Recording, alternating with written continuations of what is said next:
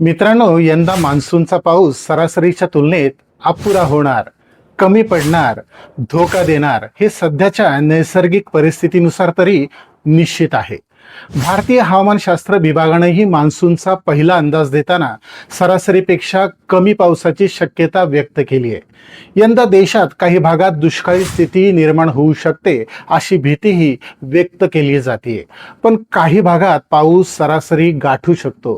तुरळक ठिकाणी तो सरासरीपेक्षा जास्तही होऊ शकतो. या सगळ्या शक्यता आणि अंदाजांमध्ये आपल्या महाराष्ट्रात कोणत्या जिल्ह्यात किती प्रमाणात पाऊस होईल याचा कोकण विभाग, उत्तर महाराष्ट्र, पश्चिम महाराष्ट्र, मराठवाडा आणि विदर्भ या सर्व विभागानुसार प्रत्येक जिल्ह्याचा आढावा आपण या व्हिडिओत घेणार आहोत.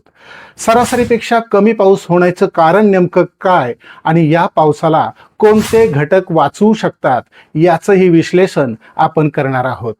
नमस्कार मित्रांनो, बातमीची स्टोरी आपल्या यूट्यूब चॅनलच्या हवामान अपडेटमध्ये तुमचं मनपूर्वक स्वागत. मित्रांनो, यंदा जून ते सप्टेंबर या मान्सूनच्या कालावधीत सरासरीच्या तुलनेत कमी म्हणजे 92% पाऊस पडेल असा अंदाज हवामान विभागानं नुकताच दिलाय.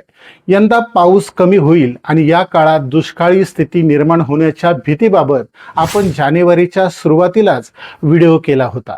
सरासरीपेक्षा कमी पावसाचे संकेत त्याच वेळी मिळाले होते. त्याचं मुख्य कारण होतं प्रशांत महासागरातला एल निनो. मित्रांनो, आपल्यापासून जवळपास 15,000 किलोमीटर वर तयार होणारा एल निनो आपल्या मान्सूनवर कसा परिणाम करतो हेही आपण त्यात मांडलं होतं. पण थोडक्यात सांगायचं झाल्यास, प्रशांत महासागराच्या पृष्ठभागाचं तापमान सरासरीपेक्षा थंड असलं की त्याला ला निना म्हणतात आणि तापमान वाढलं की तिथं एल निनो स्थिती तयार झाली असं म्हटलं जातं. मान्सूनमध्ये आपल्याकडं जमिनीवर कमी दाबाचे पट्टे तयार होत असल्यानं त्या दिशेनं वारं वाहतं. त्यातून नैऋत्य दिशेनं समुद्रातलं बाष्प वाहून येत असल्यानं पाऊस होत असतो. मान्सूनच्या काळात हिंद महासागरात मोठ्या प्रमाणावर बाष्प तयार होत असतं.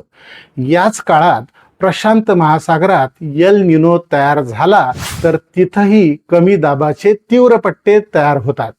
साहजिकच वारं कमी दाबाच्या दिशेने वाहतं आणि त्यामुळं या वाऱ्यासह आपल्या मान्सूनला आवश्यक असलेलं बाष्पही हा एल निनो चुंबकाप्रमाणे खेचून घेतो. त्यातून आपल्याकडं मान्सूनच्या पावसाचं प्रमाण कमी होतं. असा हा विनाशकारी एल निनो यंदा मान्सूनच्या काळातच तयार होऊन शक्तिशाली होणार आहे.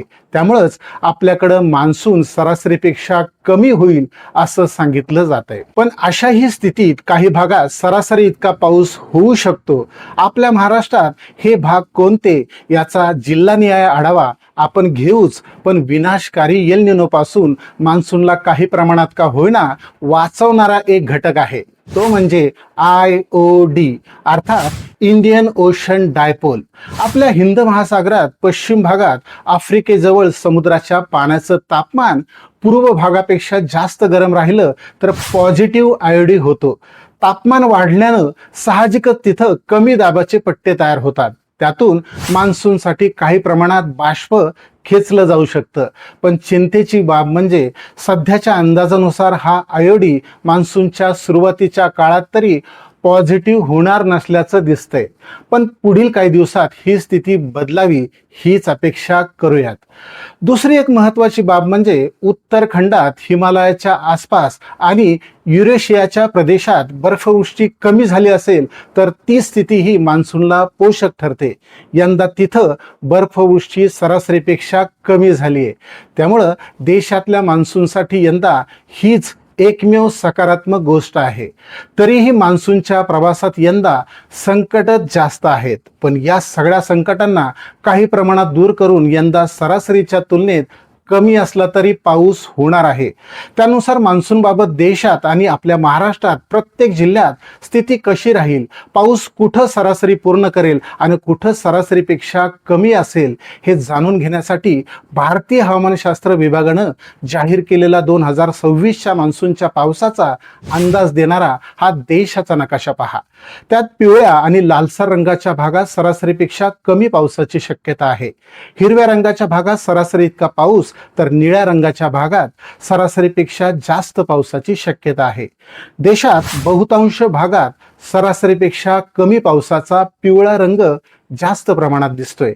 पण काश्मीरचा काही भाग आणि ईशान्येकडील बहुतांश भागात, तसंच छत्तीसगड, तेलंगणा, आंध्र प्रदेश आणि तमिळनाडू या राज्यात काही भागात सरासरीपेक्षा जास्त पावसाचा निळसर रंगही दिसतोय. आता महाराष्ट्राकडे पहा. बहुतांश भागात सरासरीपेक्षा कमी पावसाचा पिवळा रंग दिसून येतोय. पण सरासरी इतक्या पावसाचा हिरवा रंग आणि सरासरीपेक्षा जास्त पावसाच्या निळ्या रंगाचे ठिपकेही काही काही भागात दिसत आहेत. त्यावरूनच आपण आता महाराष्ट्रातल्या प्रत्येक जिल्ह्यात मान्सूनचा पाऊस किती प्रमाणात होईल याचा आढावा घेऊ. कोकण विभागामध्ये ठाणे जिल्ह्यातला मध्यवर्ती तुरळक भाग सोडला तर मुंबई परिसरासह पालघर, रायगड, रत्नागिरी आणि सिंधुदुर्ग या सर्व जिल्ह्यांमध्ये सरासरीपेक्षा कमी पावसाची शक्यता आहे. उत्तर महाराष्ट्राकडे पाहिलं तर नाशिक, जळगाव, धुळे आणि नंदुरबार या सर्व जिल्ह्यात सरासरीपेक्षा कमी पाऊस होण्याची शक्यता जास्त आहे. आता पश्चिम महाराष्ट्राचं चित्र पहा. या विभागात संमिश्र पाऊस असेल. म्हणजे पुणे जिल्ह्याच्या दक्षिण आणि उत्तर भागात काही ठिकाणी, अहिल्यानगर जिल्ह्याच्या उत्तर आणि दक्षिण पूर्व भागात तुरळक ठिकाणीच सरासरी इतका पाऊस असेल. पण या जिल्ह्यात इतर भागात पाऊस सरासरीपेक्षा कमी होण्याचा अंदाज आहे. सोलापूर आणि सातारा जिल्ह्याच्या उत्तरेकडचा छोटासा भाग, कोल्हापूर जिल्ह्याचा मध्यवर्ती काही भाग आणि सांगली जिल्ह्याच्या पश्चिमेकडचा किरकोळ भाग वगळता या सर्व जिल्ह्यांच्या बहुतांश भागातही सरासरीपेक्षा कमी पावसाची शक्यता आहे. मराठवाड्याकडे पाहिलं तर या विभागात मान्सूनचं संमिश्र आणि विस्कळीत रूप प्रकर्षानं दिसून येणार आहे. छत्रपती संभाजीनगर जिल्ह्याचा पूर्व भाग, बीड जिल्ह्याचा पश्चिम आणि पूर्व भाग, जालना जिल्ह्याचा मध्यवर्ती भाग, धाराशिव आणि नांदेड जिल्ह्याचा पश्चिम भाग, परभणी जिल्ह्याचा दक्षिण आणि हिंगोली जिल्ह्याच्या उत्तर भागात काही ठिकाणी सरासरी इतक्या पावसाची शक्यता आहे. या सर्व जिल्ह्यांच्या उर्वरित इतर भागात मात्र सरासरीपेक्षा कमीच पावसाचा अंदाज आहे. आता विदर्भाकडे पहा. नागपूर आणि गडचिरोली या जिल्ह्याच्या अनेक भागात सरासरी इतका किंवा त्यापेक्षाही जास्त पावसाची शक्यता आहे. यवतमाळ जिल्ह्याचा पश्चिम भाग, बुलढाणा आणि अकोला जिल्ह्याचा उत्तर भाग, वाशिम जिल्ह्याचा पूर्व दक्षिण भाग आणि चंद्रपूर जिल्ह्याच्या दक्षिण भागात काही ठिकाणीच सरासरी इतक्या पावसाची शक्यता आहे. या सर्व जिल्ह्यांचा उर्वरित भाग आणि भंडारा, गोंदिया, अमरावती आणि वर्धा या जिल्ह्यामध्ये बहुतांश भागात यंदा सरासरीपेक्षा मान्सूनचा पाऊस कमी होण्याची शक्यता आहे. मित्रांनो, हा सगळा अंदाज सध्याच्या नैसर्गिक स्थितीवर अवलंबून आहे. या अंदाजात मान्सून पर्यंत निश्चितच काही बदलही होऊ शकतात. भारतीय हवामानशास्त्र विभाग मे महिन्याच्या शेवटी मान्सूनचा अंतिम अंदाज जाहीर करणार आहे. तोवर मान्सूनबाबत निसर्गात काहीतरी सकारात्मक बदल होत हीच प्रार्थना. नवीन घडामोड घेऊन पुन्हा भेटूयात. धन्यवाद.